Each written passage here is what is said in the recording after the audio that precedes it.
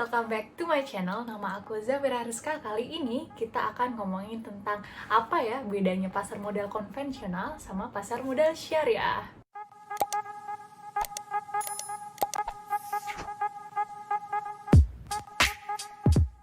Jadi banyak banget yang belum tahu perbedaannya apa sih bedanya pasar modal konvensional sama pasar modal syariah. Bedanya apa sih? Emang kalau pasar modal syariah emang halal? Emang nggak riba? Emang boleh? Dan bla bla bla bla bla lainnya. Jadi kali ini yuk kita bahas apa aja bedanya.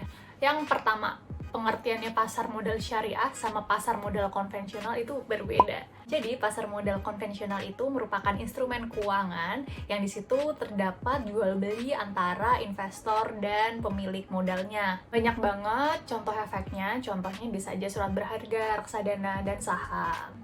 Nah, sedangkan kalau pasar modal syariah itu merupakan kegiatan jual beli di mana sini kan sebenarnya sama-sama dengan penyertaan modal ya, penyertaan modal investor kepada yang akan diinvest.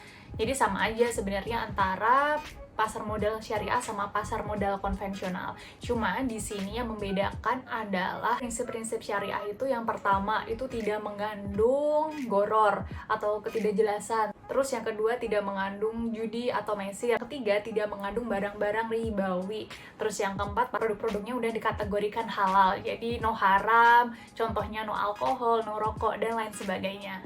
Jadi dari definisi sama prinsip yang aku tadi udah jelasin, maka pasar modal syariah itu hukumnya udah halal karena memang benar-benar dipantau. Nah, yang kedua perbedaan yang paling mencolok adalah kalau di konvensional, pasar modal konvensional dia nggak ada dewan pengawasnya. Sedangkan kalau misalkan di pasar modal syariah ada pengawas ya yang namanya Dewan Syariah Nasional, terus juga diawasi sama DPS atau Dewan Pengawas Syariah dan ahli syariah pasar modal. Jadi benar-benar udah dipastikan itu sesuai dengan syariat-syariat yang ada. Kalau misalkan untuk persamaannya jelas pasti ada OJK yang menaungi dari kedua transaksi ini. Jadi dua-duanya pasti harus ada OJK-nya, makanya ada peraturan OJK, ada surat edaran OJK dan lain sebagainya. Yang ketiga, perbedaannya itu ada di jenis efek. Kalau misalkan yang di syariah, ditambahin syariah, jadi reksadana syariah, obligasi syariah, saham syariah, kayak gitu. Tapi inget ya, nggak cuma ditambahin embel-embel syariahnya aja, karena emang udah dipastikan untuk melindungi syariat-syariatnya. Jadi apa sih yang membedakan embel-embel syariah ini nggak cuma sekedar embel-embel? Jadi yang pertama, bedanya itu adalah akadnya.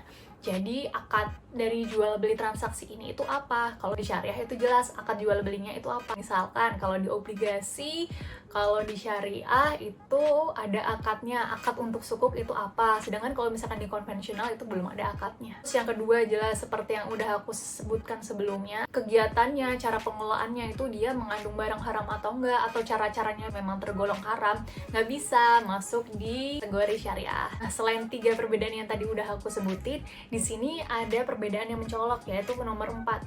Daripada kalian pusing-pusing yang mana ya, yang syariah, yang mana yang nggak syariah, tenang, itu udah diatur dalam DES atau Daftar Efek Syariah.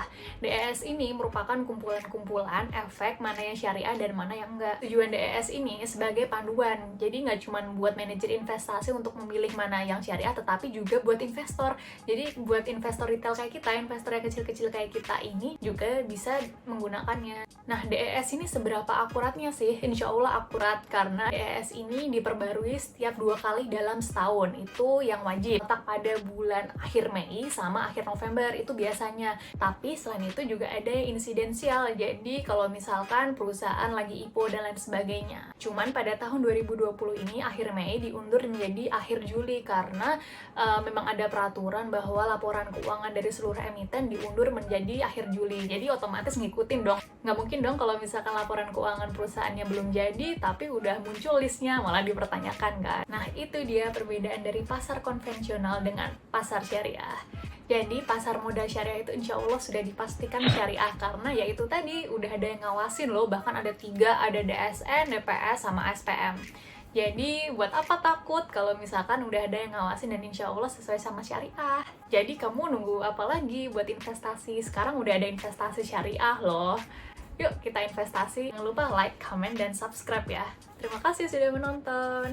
Sekian dulu video dari gue kali ini. Gue Zafira Rizka. Bye-bye. See you on next video.